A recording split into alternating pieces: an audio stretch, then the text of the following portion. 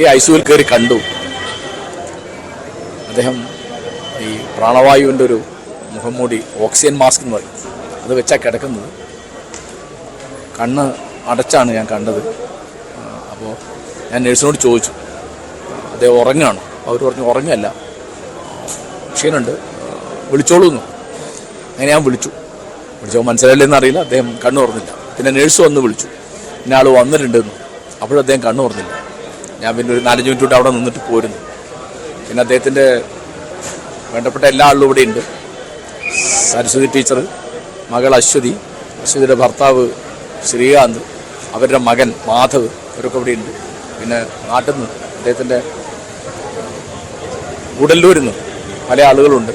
അതിലിപ്പോൾ അദ്ദേഹത്തിൻ്റെ ജ്യേഷ്ഠൻ്റെ മക്കൾ MT രാമകൃഷ്ണനുണ്ട്, വേറൊരു MT സതീശനുണ്ട്, രാമകൃഷ്ണൻ്റെ ഭാര്യയുണ്ട്, സതീശൻ്റെ മകനുണ്ട്, അങ്ങനെ പലരും ഉണ്ടാവും. അപ്പോൾ എനിക്ക് മനസ്സിലായത് വളരെ വളരെ സന്നിഗ്ധാവസ്ഥയിലാണ്, ക്രിട്ടിക്കലാണ്.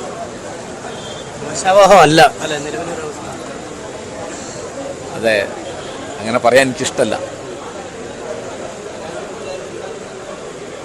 പ്രതികരിക്കുകയും ചോദ്യത്തോട് ഒന്നുള്ളതായിട്ട് ഞാൻ കണ്ടപ്പോൾ ഒരു പ്രതികരണം ഒന്നുമില്ല, യാതൊന്നുമില്ല. ഞങ്ങളെ വിളിച്ചു, നേഴ്സും വിളിച്ചു അല്ലേ? വിളിച്ചു. അപ്പം അതെങ്ങനെ ഒരു ഇപ്പം ഒന്നും നമുക്ക് പറയാൻ പറ്റില്ല. കഴിഞ്ഞ കുറേ നാളുകളായി അദ്ദേഹം അസുഖത്തിന്റെ പിടിയില്ല, പക്ഷെ ഓരോ തവണയും ഭേദമായിട്ടാണ്. അത് വാസുദേവൻ നായർ മഹാഭാഗ്യവാനാണ്. വാസുദേവൻ നായർ അത്രയും ഭാഗ്യമുള്ളൊരു എഴുത്തുകാരൻ എൻ്റെ ധാരണയിൽ ഈ ഭാഷയിൽ ഉണ്ടായിട്ടില്ല.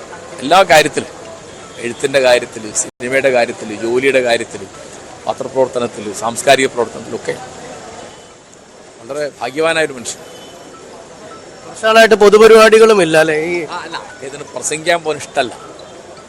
അത് പിന്നെ നിർബന്ധം വരുമ്പോൾ പോകുന്ന അത്രയേ ഉള്ളൂ. അല്ലെ, പ്രസംഗം തൻ്റെ ഒരു ആവിഷ്കാര മാധ്യമമാണെന്ന് എടുക്കാത്ത ഒരാളാണ്.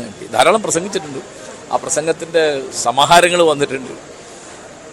അപ്പോൾ ആദ്യത്തെ സമാഹാരം എഡിറ്റ് ചെയ്ത് ഞാനാണ്, വാക്കുകളുടെ വിസ്മയം എന്ന് പറഞ്ഞിട്ട്. ഇനിയും വേറെ ആർക്കും ചെയ്തിട്ടുണ്ട്. അദ്ദേഹത്തിന് താല്പര്യമില്ല പ്രസംഗിക്കാൻ, അദ്ദേഹത്തിന് താല്പര്യം എഴുതാനാണ്, അല്ലെ വായിക്കാൻ. സിനിമയെക്കാളും കൂടി അദ്ദേഹം സാഹിത്യത്തെ മതിക്കുന്ന ഒരാളാണ്. വലിയൊരു മാനസിക കനമുണ്ട് താങ്കൾക്ക്. അങ്ങനെ വാക്കുകളിൽ പോയ ഒരു ഊർജ്ജമല്ല തിരിച്ചു വരുമ്പോൾ.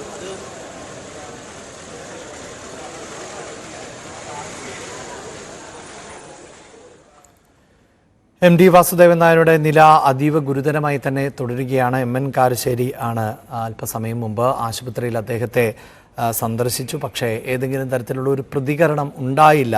MTയെ വിളിച്ചു, കണ്ണ് തുറന്നില്ല. പിന്നീട് നേഴ്സ് വന്ന് വിളിച്ചു, അപ്പോഴും കണ്ണ് തുറന്നില്ല എന്നാണ് അദ്ദേഹം സങ്കടത്തോടെ പറയുന്നത്.